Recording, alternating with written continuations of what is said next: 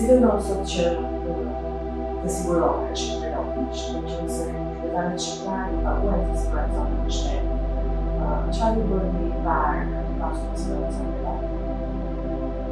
Me pas parasysh mangësitë infrastrukturore dhe medikamente që ekzistojnë në strukturat publike shtetërore, përveç kontributit që japë prosedurimet shëndetësore në shtet, vendosat dhe ka ofertën e sigarit që të sigurohen edhe të sigarit. Jam i siguruar tashmë prej shumë vitesh dhe 2 vitet e para nuk pata asnjë lloj eventi nga pikpamja shëndetësore, megjithatë vazhdova të paguaj dhe të rinovoj kontratën me sigalin, sepse gjithmonë problemet shëndetësore janë të papritura dhe pikërisht në vitin e tretë të rinovimit të siguracionit tim shëndetësor të sigalit, më ndodhi një ngjarje shumë kritike shëndetësore, për cilën më nevojit një ndërhyrje radikale kirurgjikale, të cilën e kryeva në një spital privat këtu në Tiranë, dhe të gjithë shpenzimet e operacionit i paguajti sigali. Përveç kësaj, pas konfirmimit të diagnozës, e cila ishte shumë e rëndë, doli domosdoshmëria që të trajtohesha në një spital privat jashtë Shqipërisë. Kur thoni domosdoshmëria për të trajtuar jashtë Shqipërisë, pse ishte një domosdoshmëri të shkojnë jashtë? Sepse diagnoza ime ishte një tumor shumë i rrallë, për cilin nuk ekzistojnë studime dhe si rrjedhim, studimet mjaftueshme dhe si rrjedhim trajtime adekuate bashkohore. Dhe jashtë Shqipërisë ka avancuar mjekësia tani. Duke patur parasysh që jashtë Shqipërisë në këtë pikpamje kanë avancuar jo vetëm nga ana logjistike, por dhe nga ana terapetike, u trajtova dhe vazhdoj të trajtohem prej shumë vitesh në një spital jashtë Shqipërisë. Sa ju e ardi preventivi i kostove? Preventivi i kostove ishte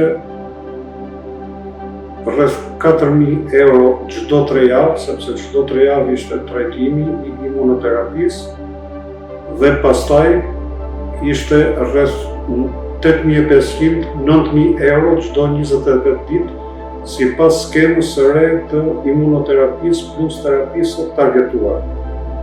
Pra ju të vjen të në shtoj targetuar që është personalizuar vetëm për rastin konkret dhe për organizmin tim, për specifikat e organizmit tim.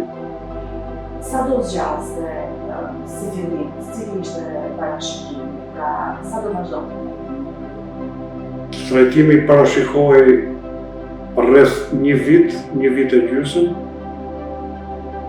ndërsa duke parë gjendjen u konstatua që ishte nevojshme edhe zgjatja e trajtimit në një fazë të dytë.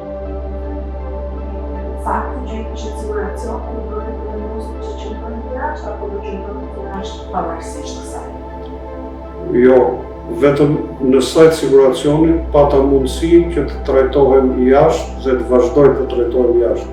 Po të isha pa siguracion privat të sigali, nuk do ishte me pikpyetje nëse sot do isha gjallë apo jo, sepse nuk kisha mundësi financiare, personale për të trajtuar jashtë.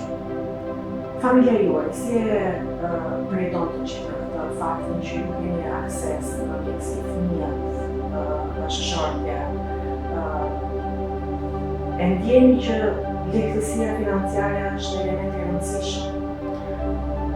Lehtësia financiare nuk është vetëm element i rëndësishëm, por është element i thelbësor, sidomos për këto raste të sëmundjeve kritike të cilat terapitë e cilave kushtojnë jashtëzakonisht shumë dhe janë të papërballueshme, jo vetëm për një të punësuar si unë, por edhe për persona që merren me biznes.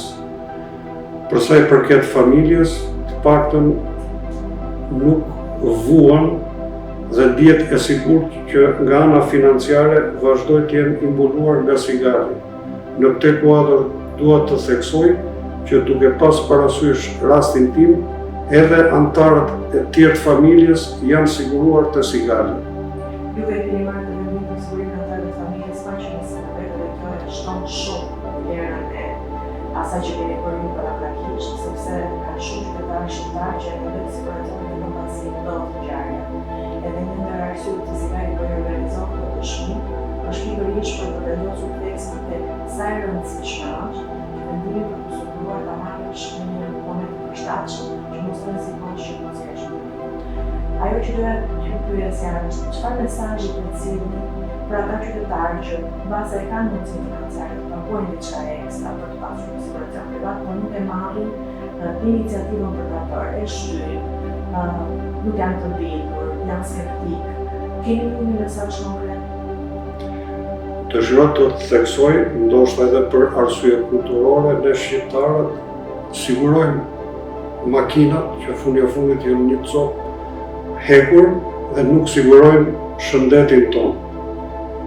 Dëshiroj të nënvizoj që ndoshta për një moment njeriu ndihet mirë, por shëndeti dhe evolucioni i organizmit fatkeqësisht nganjëherë siguron surpriza të hidhura, të cilat kanë kosto të jashtëzakonshme, të cilat janë shumë vështirë që të përballohen me të ardhurat personale. Për këtë arsye, të mendosh për një nesër me të keqe kur jenë ditë të mira, është zgjidhja më e mençur për të qenë i sigurt dhe për t'u siguruar. Po ata që janë skeptik, ata që kanë pasur një dëm makine, se për shembull siguracioni i makinës që bëhet me detyrim në Republikën e Shqipërisë mbulon partë treta.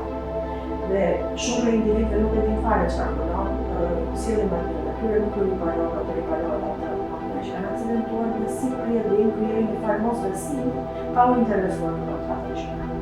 Çfarë do të thoni atyre që kanë mosbesim në tregun shqiptar të sigurimeve apo në kompaninë e sigurimeve shqiptare?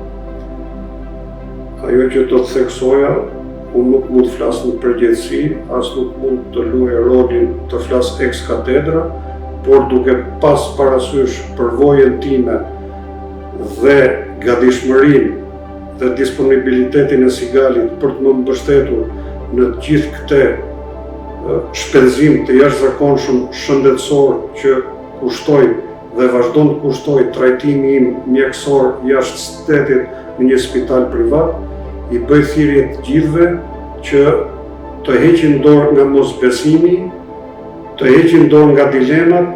Zgjidhja më e mirë dhe më racionale do të ishte që të sigurojnë edhe shëndetin, edhe jetën, edhe automjetin, edhe shtëpinë, edhe pronat. Falenderoj shumë për intervistën edhe për të gjitha dëshmitë ju uroj shëndet. Faleminderit shumë dhe përfitoj nga rasti të shpreh mirënjohjen e jashtëzakonshme kompanisë sigurimeve Sigal që më është gjendur pranë në gjithë këtë situatë të vështirë dhe shëndetësore dhe ekonomike për ta përballuar.